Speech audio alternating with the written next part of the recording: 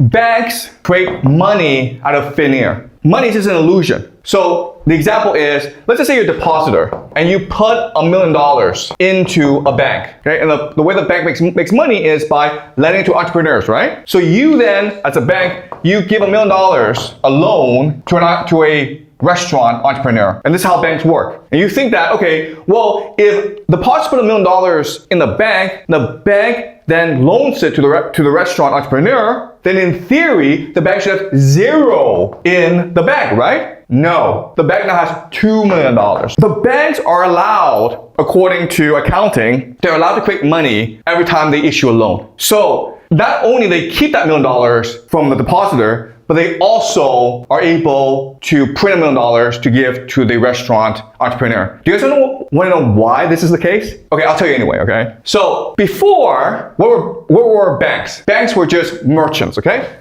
A merchant alliance. Why? Because merchants needed capital in order to trade. So they came together and they created their own bank. Okay, so they were an alliance. And so what merchants would do is basically deposit their gold into this alliance so that they can be distributed elsewhere. Now the problem with gold is that it's heavy, it's hard to transport. It's also dangerous because you're pirates. So the way that they use gold in order to create exchanges, in order to create business, is they use receipts or contracts. So rather than me give you the gold physically, I just give you a piece of paper saying that I guarantee that this paper can be redeemed for gold at my bank. And then you have to keep track of these exchanges. So they create something called double entry bookkeeping, which is basically assets and liabilities. And that's double entry bookkeeping, something that we still use today. So let's just say I have $1 million in gold, okay? Well, that's easy. I just put it into assets, right? Then someone comes and says, I need to borrow $1 million of gold. I'm like, fine, I'll give you a receipt for it. Now my problem is, do I put the receipt in liabilities or assets?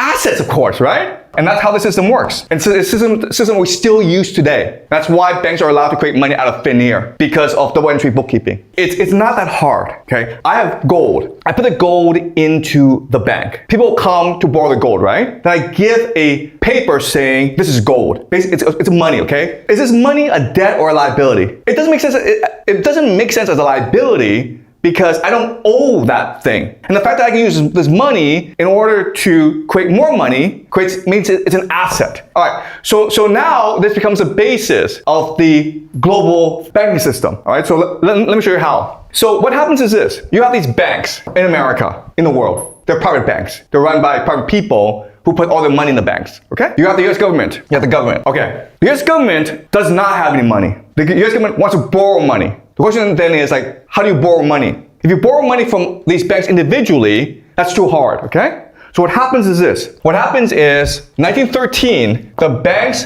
got together and created something called the Federal Reserve, all right? Federal Reserve, it's not hard. It's just a cartel of private banks in America. Now the US government can just work with the Federal Reserve and borrow money directly from the Federal Reserve, which represents all the banks in America. So how does the US government borrow money from the Federal Reserve? It issues bonds, that's called US Treasuries. So the Federal Reserve can print money to buy US Treasuries, and then this money goes to the US government, and the US government can then pay for expenses. Now, this system is fine. The problem is that the US government spends a lot of money. It fights wars, it wants to send men to the moon, it wants people to have a good life, okay? So today, America has $39 trillion in debt. And you're like, well, who cares? Well, the problem is this. The problem is the interest rate, which is about 5%, okay?